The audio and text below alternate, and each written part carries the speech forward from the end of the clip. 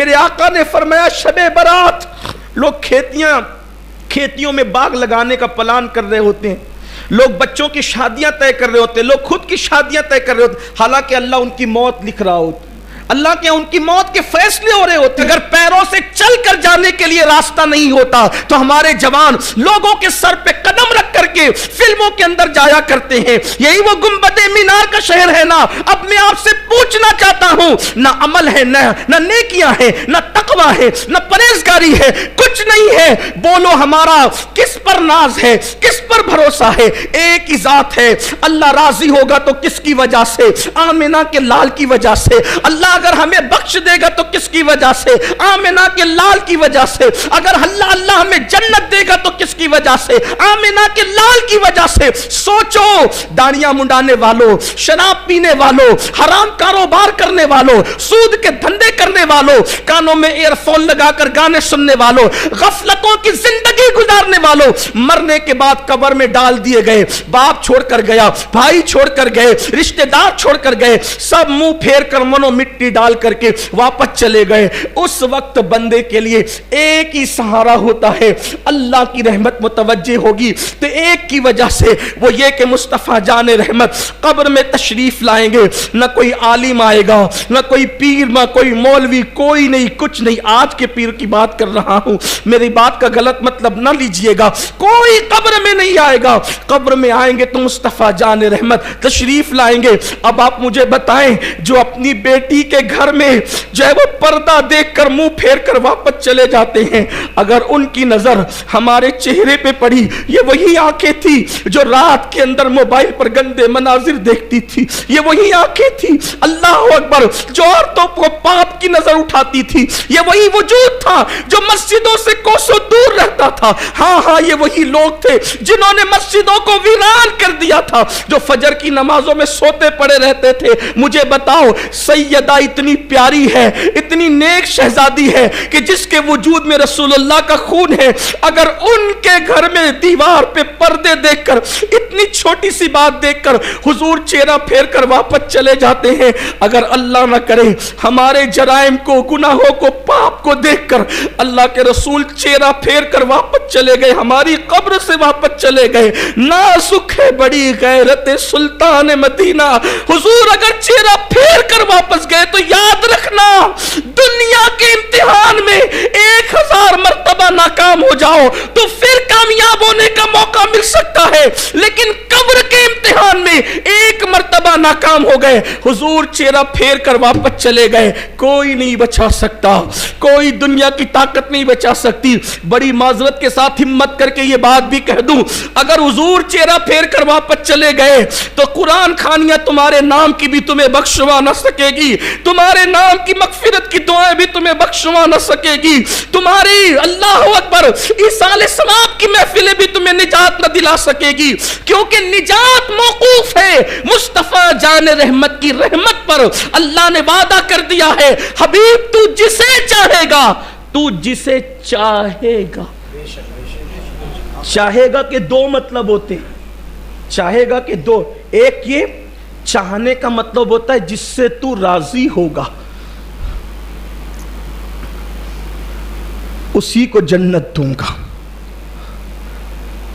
अमल पे जन्नत नहीं दूंगा, तेरी रजा पे दूंगा।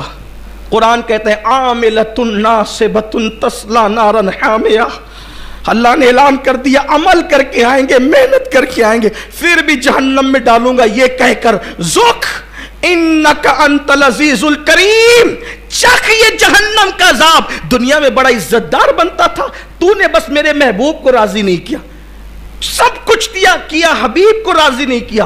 बोलिए आज हम क्या क्या कर रहे हैं? मुझे तो सैयदा फातिमा और सैयदा आयशा के घर की वो दास्तान देखकर हैरत होती है, नाजुक है बड़ी गैरत सुल्तान मदीना, कितनी नाजुक है। अगर बेटी के हाथ में सोने के ज़ेवरात देखे तो फरमाया फातिमा ये तुम्हारी शान नहीं कि तुम इस तरह के ज़ेवरात पहनो। अल्लाह अकबर। आप मुझे बताएं, आज की रात बस मैं यही कहने आया हूँ, तकरीर तो बार बार मैं आपके सामने करता रहता हूँ, आप सुनते भी रहते हैं, लेकिन यही कहने आया हूँ, बताओ कब्र का भी कुछ ख्याल है? आज के रात कब्रिस्तान इसलिए नहीं जाते कि मरहूमों पे फातिहा पढ़ें। कब्रिस्तान जाने का मकसद ही नहीं समझे। अरे मरहूम पर फातिहा तो घर बैठ के भी हो सकती है। बाप की कब्र सऊदी में, यमन में, मिस्र में घर बैठ फातिहा पढ़, वहां इसाले सवाब पहुंचेगा। कब्रिस्तान जाने के लिए सुन्नत क्यों है? कब्र पर जा बैठ, देख ये कब्रिस्तान है। कभी इस तरह भी देखो कब्रिस्तान को। शब बारात में कब्रिस्तान क्यों जाते हैं? ताकि मौत याद आए। जाओ देखो, बड़े बड़े सियासी लीडर बेबसो बेकस पड़े हुए हैं, बड़े बड़े मालदार बेकसो बेबस पड़े हुए हैं, बड़े बड़े पहलवान बेकसो बेबस पड़े हुए हैं, बड़े बड़े इज्जतदार बेकसो बेबस पड़े हुए, जिनके आने पर तकबीरें बुलंद की जाती थी, जिनके आने पे तालियां बजती थी, जिनके आने पर मोहल्ले और स्टेज सजते थे। जाके देखो मिट्टी में सो रहे हैं, कोई उनकी कब्रों पे फातिहा पढ़ने वाला नहीं। कब्र पे बैठ के सोच, जैसे वो बेबस पड़ा हुआ है, एक दिन मैं भी यहीं आऊंगा। मगफिरत न सब पर नहीं होगी कि तू कितने बड़े बाप का बेटा है, इस पर मगफिरत नहीं होगी। मगफिरत इस पर नहीं होगी कि तू कितना क्या करके है। मगफिरत तो इस पे होगी कि हुजूर तुझसे खुश है या नाराज है। अगर वो चेहरा फेर ले, कुछ नहीं होना है। और हम वही सारे काम कर रहे हैं, वही सारे काम कर रहे हैं जिससे हुजूर चेहरा फेर ले। पता नहीं आज की तारीख में हुजूर हमसे राजी है कि नाराज है। कोई सोने की अंगूठी पहन ले तो हुजूर मुंह फेर लेते हैं। हमने तो कोई ऐसा हराम काम छोड़ा ही नहीं जो हम न करते हो। एक एक दिन में कई कई मर्तबा हराम काम करते। अगर हुजूर हमसे मुंह फेर रहे हो तो हमें पता ही नहीं, हमें खबर ही नहीं, ख्याल ही नहीं कब्र में क्या होगा, अंजाम क्या होगा। शबे बारात में आज तौबा कर लो, आज अपने अल्लाह को मना लो, आज अपने रसूल को मना लो। पिछले साल शबे बारात में तो हमें जमा होने का मौका भी नहीं मिला, और आज जमा होने का मौका मिल गए तो पता नहीं आइंदा साल हम जमा हो सकेंगे कि नहीं। पिछले साल मेरे कितने दोस्त थे, कितने दोस्त थे, आज वो नहीं है। बड़े बड़े हमारे उलमा चले गए, हमारे सूफिया चले गए, हमारे बड़े बड़े लोग चले गए दुनिया से। मेरे आका ने फरमाया शबे बारात लोग खेतियों में बाग लगाने का प्लान कर रहे होते हैं, लोग बच्चों की शादियां तय कर रहे होते हैं, लोग खुद की शादियां तय कर रहे होते हैं। हालांकि अल्लाह उनकी मौत लिख रहा होता, अल्लाह के उनकी मौत के फैसले हो रहे होते हैं। हो सकता है इस वक्त, इस रात में अल्लाह सबको लंबी उम्र दे, लेकिन हो सकता है हम में से कोई ऐसा होगा इस वक्त तो किसी की मौत लिखी जा रही हो। मौत तो लिखी जा चुकी है, लेकिन फरिश्तों को वो नाम दिए जाते हैं, लो इस साल इतने लोगों की तुम्हें रूह कब्ज करना है। हो सकता है उनमें हमारा भी नाम हो सकता है। मौत से मत डरो, हो सकता है अल्लाह को राजी कर लो। ये रातें बार बार नहीं आती, ये दिन बार बार नहीं आते। बस अपनी गुफ्तगू को ख़त्म करते हुए अर्ज़ करूँ, सच्चे दिल से तौबा करना। फिर कहता हूँ, तौबा इसका नाम नहीं कि गाल पीटो, तौबा इसका नाम नहीं कि कान खींचो, तौबा इसका नाम है कि गुनाह से निकलने का अपने अल्लाह से ऐसे वादा करो कि जैसे बकरी के दूध से थन निकलकर दोबारा बकरी के थन में नहीं जाता, इसी तरह से गुनाह से निकलो, ऐसे दोबारा फिर गुनाह की तरफ न जाओ। आज अहद करो, आज हम नमाज पढ़ेंगे सलातुत तस्बीह, लेकिन आज के बाद हमारी कोई नमाज नहीं छूटेगी, कोई नमाज तर्क नहीं होगी, हर गुनाह से बचेंगे, घरों में नमाज का माहौल बनाएंगे। एक रिवायत पढ़कर बात ख़त्म करता हूँ। देखो कैसे कैसे बंदों ने तौबा की, अल्लाह ताला ने उनकी तौबा को कबूल किया। बस इसी पर, ताकि हमारे अंदर एक लालच पैदा हो, एक शौक़ पैदा हो, एक ज़ौक़ पैदा हो। कैसे कैसे ने तौबा की। एक बहुत बड़ा गुनाह है, बहुत बड़ा गुनाह, जिसको ज़िना से भी बदतर कहा गया है, वो है सूद, ब्याज। एक जवान था, पहले सूद का गुनाह सुन ले। फरमाया गया, सूद का एक लुकमा खाना और माँ के साथ 36 मरतबा ज़िना करना, ये दोनों बराबर बराबर है। इतना बड़ा गुनाह है सूद का। अब सुनिए दिल के कानों से, कैसे कैसे बंदे तौबा करें, कामयाब होते हैं। एक जवान है, जवानी में पैसे कमाने की बड़ी लालच होती है आदमी को, कुछ बन जाऊं, कुछ कमा लूं। अल्लाह करे कमाए, लेकिन हलाल से कमाओ, हराम से नहीं। खूब कमाओ। इस्लाम ने कमाने से मना नहीं किया, जमाने से भी मना नहीं किया, मगर हलाल। वो जवान, उसका नाम हबीब था, बसरा का रहने वाला वो जवान, खूबसूरत जवान, सूद का धंधा करता था और दुगना चौगना 10 गुना जितना चाहता, जितनी मजबूरी होती उससे उतना सूद वसूल करता। एक मर्तबा जिसके घर चला जाता वसूल करने, कुछ लिए बगैर टलता नहीं था। हबीब ने अपनी बीवी से कहा, मैं अपनी ज़बान में समझाने के लिए कहूँ, मैं ज़रा हफ्ता वसूल करके आता हूँ, तुम मेरा इंतज़ार करो। जैसे ही वो हबीब जवान, बसरा का रहने वाला, हफ्ता वसूल करने के लिए सूद का अपने घर से निकला, छोटे छोटे बच्चे बसरा की ज़मीन पर खेल रहे थे। एक बच्चों ने कहा, हटो हटो, दूर हटो, हबीब सूद खोर आ रहा है, अगर उसके पैरों का गुबार हमें लग गया तो कहीं अल्लाह हमसे नाराज़ ना हो जाए, हटो।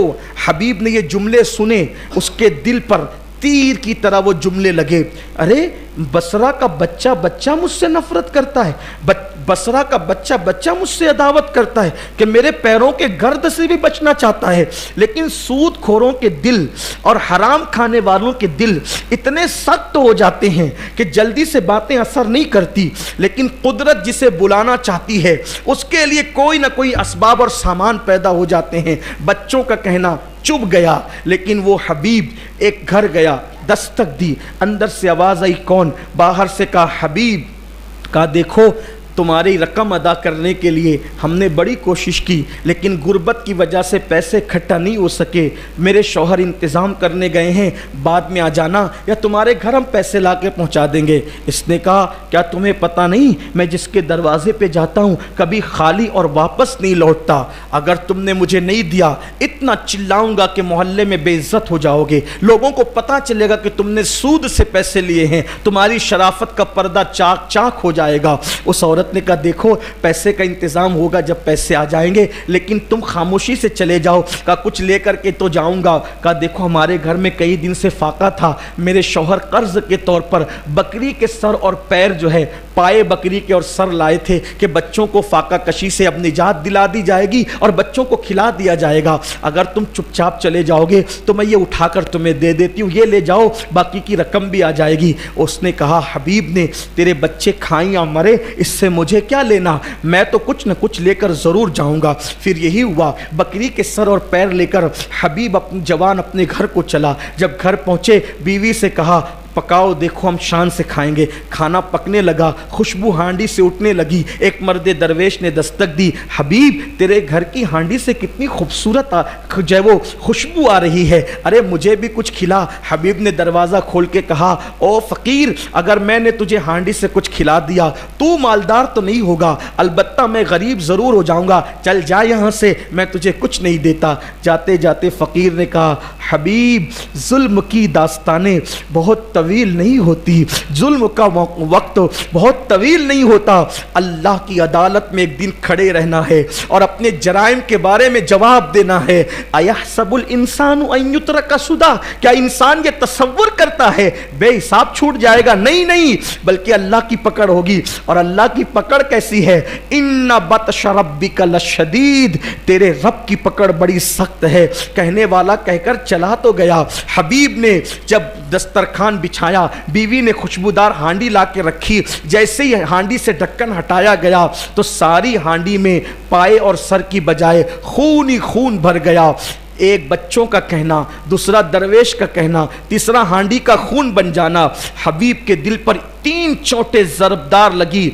हबीब ने कहा, हबीब अच्छे दिन नहीं, अब हालात ख़राब हैं, चलो अब बदलते हैं, चलो अब तब्दील होते हैं। मैं अपने जवानों से कहता हूँ, हर आदमी सोचता है कि चलो बदल जाएंगे, लेकिन फिर सोचता है यार दुनिया गुनाहों का अड्डा है, दुनिया में गुनाह और रंगरेलियाँ हैं, हम कैसे बचेंगे? याद रखना, बचने का पक्का इरादा करना हम पर है और बचा लेना उसके करम पर है। एक मर्तबा पक्का इरादा तो करो, उसकी तरफ बढ़ने का। मेरा अल्लाह फरमाता है, जो मेरी तरफ चल कर आता है मेरी रहमत उसकी तरफ दौड़ कर जाती है। अल्लाह अकबर। हबीब के दिल में ख्याल आया, बहुत जराइम हो गए, बहुत गुनाह हो गए, बहुत बुराइयां हो गई, अब अल्लाह की तरफ पलटते, लेकिन पलटे जाए कहां, तौबा करें जाए कहां। सोचा चलो चलते हैं, दिल बेचैन था, दिल बेकरार था, कहाँ जाए कहाँ जाए। दिल में ख्याल आया, अरे मेरे शहर में तो इतना बड़ा वली रहता है, मौला अली का खलीफा, मौला अली का शागिर्द, सहाबा का शागिर्द,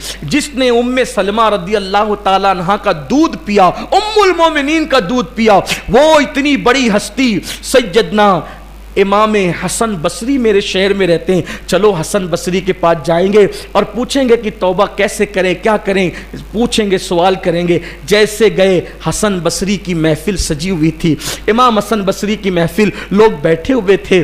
पहली मर्तबा नेकी की महफिल में हबीब वो जवान आया और आने के बाद खड़ा हो गया। इमाम हसन बसरी लोगों से कहते थे, लोगों तौबा करो, लोगों तौबा करो, अल्लाह 70 माओं से ज्यादा प्यार करता है। कोई 4000 साल तक गुनाह करे और फिर तौबा करे, अल्लाह उसे भी माफ कर देगा। लोगों तौबा में जल्दी करो, कल पे मत डालो तौबा को, पल का भरोसा नहीं, कल पे मत डालो, तौबा करो, तौबा करो, अल्लाह से सुलह कर लो। इस तरह की बात इमाम हसन बसरी कहते कहते आप अपने रंग में गुफ्तगू करते हुए कहा, अरे तुम लोग इतने गुनहगार नहीं हो जितना हबीब सूदखोर गुनहगार है। अगर हबीब सूदखोर भी आज तौबा कर ले, अल्लाह उसको भी माफ कर देगा। इतना सुनना था। वो जवान आगे आया, आंख में आंसू थे, मेरी मिसाल लोगों को दी जा रही है। उस जवान ने कहा, इमाम आपने ये जुमला बहुत खूबसूरत कहा, जरा एक मर्तबा और कह दो। फिर मेरे इमाम हसन बसरी ने कहा, अरे लोगों तुम इतने गुनहगार नहीं हो जितना हबीब गुनहगार है। अगर आज की तारीख में हबीब सूदखोर भी तौबा करे, अल्लाह उसको भी बख्श देगा। फिर वो जवान और करीब आके सामने खड़ा हो गया, हज़रत आपकी जुमले में बड़ी लज्जत है, एक बार ये जुमला और कह दे। फरमाया, लोगों अगर आज हबीब भी तौबा करे ना, हबीब सूदखोर, अल्लाह उसको भी बख्श देगा। पैर पकड़ लिए, आप गवाह रहना, आज हबीब सूदखोर ने तौबा कर ली। इमाम हसन बसरी ने कहा, कौन है तू? कहा, मैं ही हबीब सूदखोर हूँ, अब तौबा करा दो। आप कह रहे थे ना अल्लाह माफ़ करेगा, आपके कहने पर, वली के कहने पे मुझे यकीन है, मैं तौबा करता हूँ। इमाम हसन बसरी ने तौबा कराया, मुरीद किया। मुरीद करने के बाद अब दिल को सुकून मिला। कहा, बेटे ऐसे नहीं चलेगा, जिसका माल लिया लौटाना पड़ेगा, जिसका लिया है उसको वापस देना पड़ेगा। कहा, हजरत आप गवाह रहें, जो पहचानता हूँ सबको दूंगा और जिनको नहीं पहचानता हूँ सारा माल अल्लाह के नाम पे सदका कर दूंगा, अल्लाह के लिए सदका कर दूंगा। कर दिया मैंने सब। अब तौबा करके घर जा रहे, वो बच्चे अभी भी खेल रहे थे, वो बच्चे अभी भी खेल रहे थे। जैसे हबीब को देखा, कहा, हटो हटो, हबीब अल्लाह का महबूब बनकर आ रहा है, हबीब अल्लाह का हबीब बनकर आ रहा है। वो दौर मीडिया का दौर तो था नहीं। हबीब ने आसमान की तरफ देखे, कहा, अल्लाह तो कितना प्यार करता है बंदे से, मैंने कितने गुनाह किए कि लोग नफरत करने लगे और मैंने तौबा क्या कर ली, बच्चे बच्चे के दिल में तूने मेरी मोहब्बत पैदा कर दी। फिर हबीब ने कहा, अब जिंदगी भर परहेजगारी में, तकवा में मुत्तकी बन के गुजार दूंगा। फिर इमाम हसन बसरी के मुरीद हुए, फिर खलीफा हुए, इतने मुत्तकी हुए कि उसी हबीब को दुनिया ने हजरते हबीब अजमी के नाम से जाना। और ये हबीब अजमी कौन है? गौस पाक के पीर के पीर के पीर के पीर के भी पीर है, गरीब नवाज के पीर के पीर के पीर के भी पीर है, यानी पीराने पीर के भी पीरों में बन गए सच्ची तौबा की बरकत से। फिर पता है क्या मकाम उनको मिला, क्या मर्तबा उनको मिला सच्ची तौबा की बरकत से। फिर वो बड़े नेक हो गए, अब नमाज भी पढ़ाते थे। एक दिन नमाज पढ़ा रहे थे, उनके पीरो मुर्शिद जिनके हाथ पे हबीब ने तौबा की थी, इमाम हसन बसरी उनसे मिलने आए। रास्ते में लेट हो गए, अजान हो गई, हबीब अजमी ने नमाज शुरू कर दी। अब इमाम हसन बसरी कितने बड़े बुजुर्ग, उन्होंने तौबा कराई। मौला अली फरमाते थे, जब हसन बसरी हो तो कोई तकरीर नहीं कर सकता, हसन बसरी का के तकरीर करना। ये मौलाए कायनात के खुलफा मशहूर 3 है, एक इमाम हसन, एक इमाम हुसैन और एक इमाम हसन बसरी। सोचो जिसे मौला अली खिलाफत दे कैसी हस्ती होगी। अब आए हबीब अजमी नमाज पढ़ा रहे, हसन बसरी ने सोचा मेरे हाथ पे तौबा की, तौबा तो मैं पहले कैसा था मेरे हाथ, मैं इसके पीछे क्यों नमाज पढ़ूं, मैं इसके पीछे क्यों नमाज पढ़ूं, इसकी शान तो मेरे बराबर नहीं है, इसका मर्तबा तो मेरे बराबर नहीं है। नमाज नहीं पढ़ी, ख़त्म होगी नमाज। फिर अपनी नमाज शुरू की। उस रात घर गए तो ख्वाब में अल्लाह का दीदार किया, ख्वाब में अल्लाह को देखा। कोई बंदा ख्वाब में अल्लाह को देख सकता है, दुनिया में आंख से नहीं देख सकता, लेकिन ख्वाब में। लेकिन हमारे जैसों को अल्लाह क्या नज़र आएगा ख्वाब में? बहुत बड़े मर्तबे वाले लोग होते, उनको अल्लाह नज़र आता है ख्वाब में। तो ख्वाब में अल्लाह को देखा, अल्लाह से अर्ज़ की, अल्लाह मेरी एक ख्वाहिश है, पूरी कर दे। अल्लाह ने फरमाया क्या? कहा मैंने ज़िंदगी में जितनी इबादत की है मेरी सब इबादत कबूल कर ले, मैंने जितनी इबादत की सब कबूल कर ले। अल्लाह की रहमत ने मुस्कुराया और अल्लाह ने फरमाया, हसन मैंने तुम्हें मौका तो दिया था, मैंने तुम्हें मौका तो दिया था कि तेरी पूरी जिंदगी की इबादत कबूल हो जाए, मगर तूने उससे फायदा नहीं उठाया, तूने उस मौके से मैंने मौका दिया था, तूने फायदा नहीं उठाया। इमाम हसन बसरी ने कहा, मौला तूने कब मौका दिया था और मैंने फायदा नहीं उठाया? कहा आज ही तो मगरिब में तुझे मौका दिया था, अगर हबीब अजमी के पीछे नमाज पढ़ लेता तो तेरी सारी जिंदगी की इबादतों को वो मकाम मिल जाता।